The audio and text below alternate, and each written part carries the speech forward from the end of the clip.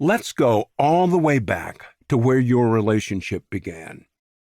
We'll heed the advice of Fräulein Maria, who, while she was still their governess, told the Von Trapp children, "Let's start at the very beginning, a very good place to start." Some of the issues you are facing in your marriage today can be traced back to cracks in the foundation.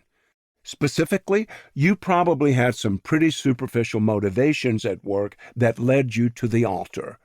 Most of us did. You also had subconscious expectations about what marriage was going to be like and about how your spouse would act or behave. And you likely had a shallow and flawed understanding of the real purpose for marriage.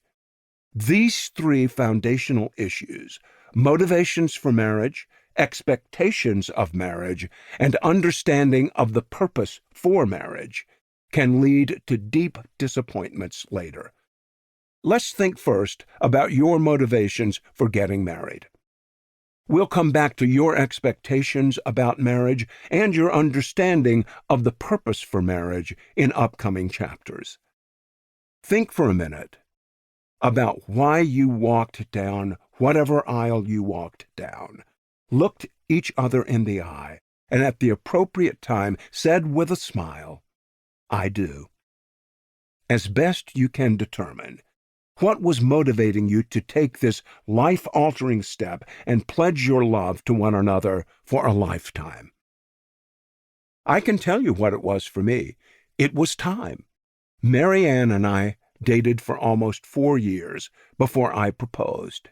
She was a year ahead of me in college, and when she graduated, she was ready to move into the next phase of life. For her, that meant going to work as a nurse in a local hospital while I finished my senior year.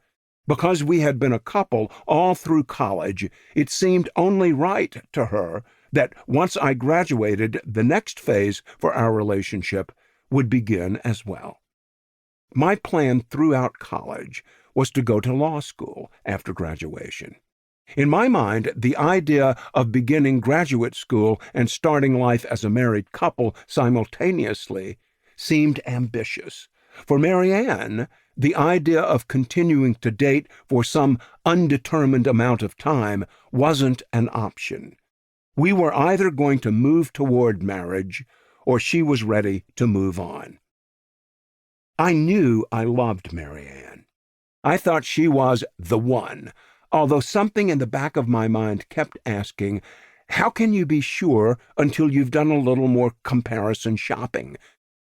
And two popular songs kept echoing in my head.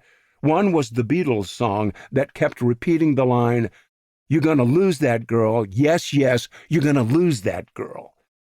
The other was a song from England Dan and John Ford Coley that declared, "It's sad to belong to someone else when the right one comes along." At the end of the day, the Beatles won. I proposed because I didn't want our relationship to be over. I didn't want to go all the way back to trying to build a new relationship with someone else. The most common answer couples give to the question, "Why did you get married?" is some version of, "We were in love." For most, there was some kind of emotional connection that moved them from attraction to bonding, from being interested in each other to making a commitment to one another. Emotional attraction and bonding may be the most common reason couples become man and wife, but it's far from the only reason. Maybe one reason you said "I do" was that you were tired of your mom asking you over and over again, "Are you dating anyone yet?" Maybe you expected marriage to be the cure for loneliness. Maybe you wanted to have children and raise them in a two-parent family, and you could hear the biological clock ticking. Maybe you thought, "This person may be my last chance for love."